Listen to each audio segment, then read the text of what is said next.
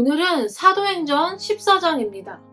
우리는 지금 사도 바울의 1차 전도 여행을 배우면서 그 선교 여행지에서 어떤 일이 일어났는지를 하나하나 살펴보고 있습니다. 바나바와 바울이 루스드라라는 곳에서 복음을 전하고 있어요.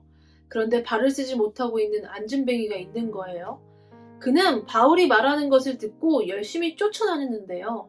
바울이 그의 눈에서 믿음에 대한 열망이 있는 것을 발견하고 그를 불러서 이렇게 큰 소리로 말합니다. 내 발로 바로 일어서라. 자, 이렇게 말하니까 한 번도 걸어본 적이 없는 나면서부터 장애인이었던 그 사람이 하나님의 기적으로 그가 걷게 되었어요. 자, 이를 본 루스드라 사람은 너무 놀랍니다.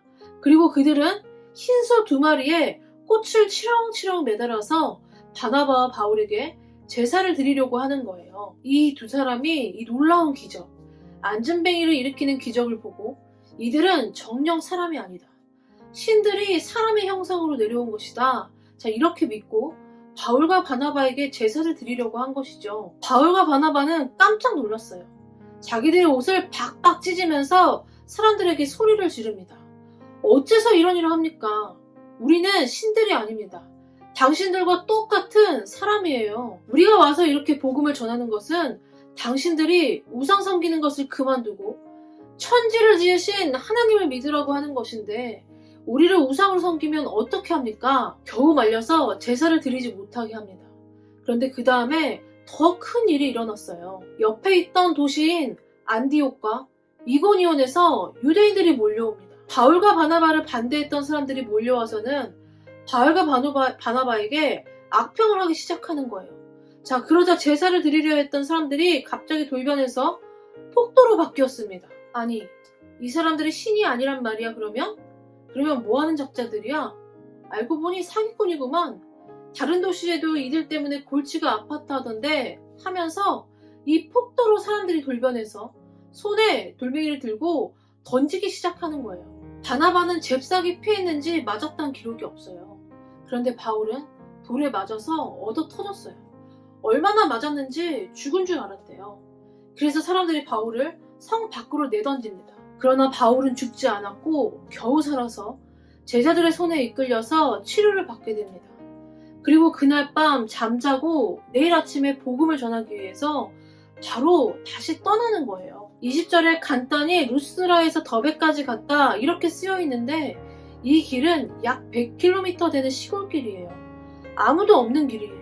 아직 상처도 아물지 않은 바울이 바나바와 단둘이 짐을 잔뜩 싣고 절뚝거려가며 다음 목적지로 걸어가는 모습을 보게 됩니다. 전도사님이 이해가 안 되는 것은 여러분, 육신을 추스르는 것도 어려워요. 그런데 더 어려운 것은 감정을 추스르는 거예요. 이방인들에게 모욕을 당했어요. 믿는 제자들 앞에서 망신을 당했어요. 쫓겨가듯이 야반도주하는 이 모습이 얼마나 초라하고 슬픕니까? 그런데 바울은 여기에 개의치 않아요.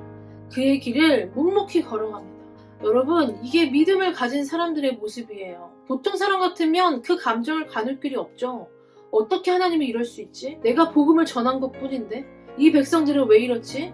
이걸 어떻게 해석해야 하지? 하면서 많은 시간을 보낼 거예요. 전도사님은 나를 반대하고 미워하는 사람이 있으면 내가 스스로 자기 연민에 빠져서 그 상처를 핥느라고 많은 시간을 보내요.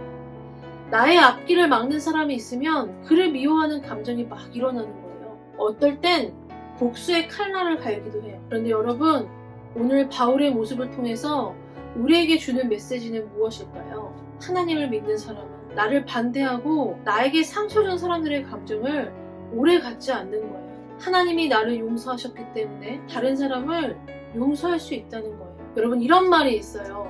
개가 짖어도 기차는 달린다. 주변 눈치 보지 않고 소신껏 밀어붙인다 라는 말이에요. 줄여서 개짖기달이라고도 하죠. 아무리 옆에서 뭐라고 해도 기차는 그 도착지를 향해서 달릴 수밖에 없는 것처럼 하나님을 믿는 우리들은 사람들과의 감정 노름에 시간과 에너지를 낭비할 수 없어요. 사람들로 받은 상처에 우리의 하루를, 우리의 인생을 낭비하지 맙시다. 하나님께서 나를 이 땅에 보내시고 이 땅에서 복음 전하라 하신 이 사명의 목표를 따라서 뚜벅뚜벅 걸어가는 저와 여러분들 되기를 바랍니다.